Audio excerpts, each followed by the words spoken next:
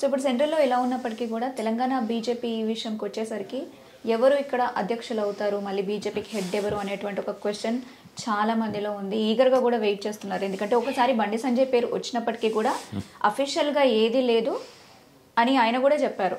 అవకాశం ఉంది లేదు అన్నది నేను చెప్పలేను అని. సో ఎవరికి అవకాశం ఇవ్వచ్చు అంటారు ఇప్పుడు? అంటే బండి సంజయ్కి కొంత ఎక్కువ ఛాన్సెస్ ఉన్నాయి కంపారిటివ్గా. కిషన్ రెడ్డితో కూడా ఆయనకి కనిపించని సంబంధాలు ఉన్నాయి. అంటే కిషన్ రెడ్డితో మాత్రమే కాదు, ఇప్పుడు సీఎం రేవంత్ రెడ్డి గారితో కూడా, రేవంత్ రెడ్డి గారి దృష్టిలో కూడా బండి సంజయ్ పట్ల ఒక అభిప్రాయం ఉంది ఆయనకి.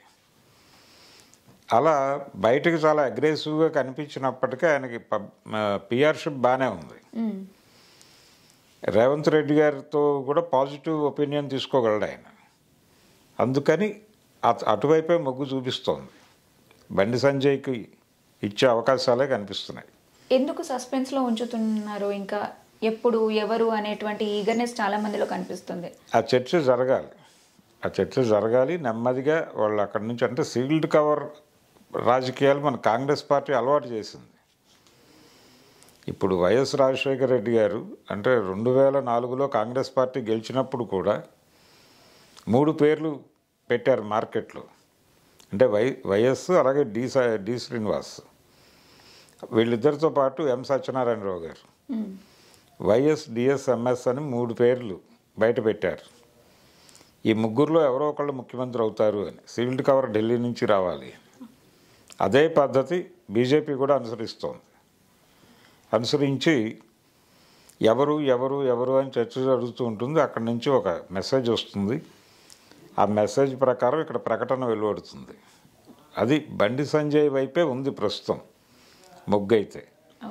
కిషన్ రెడ్డి గారు ఈ భారాన్ని ఎక్కువ కాలం మోసే పరిస్థితుల్లో లేడు. ఆయన నెమ్మదిగా ఈ బరువు దించేసుకుందామనే అనుకుంటున్నాడు. ఇంకా ఆయన సీరియస్గా రేసులో లేడు. బండి సంజయ్కి ఇది తప్పదు. బండి సంజయ్ అనే పేరు ఈ మధ్య, అంటే తరచూ రేవంత్ రెడ్డి గారు ప్రతిపక్షాల గురించి మాట్లాడాల్సి వచ్చిన సందర్భాల్లో భారతీయ జనతా పార్టీ అనేది చెబుతూ ఆయన ఈ పేరే వాడుతున్నాడు, సంజయ్ అనే పేరు వాడుతున్నాడు.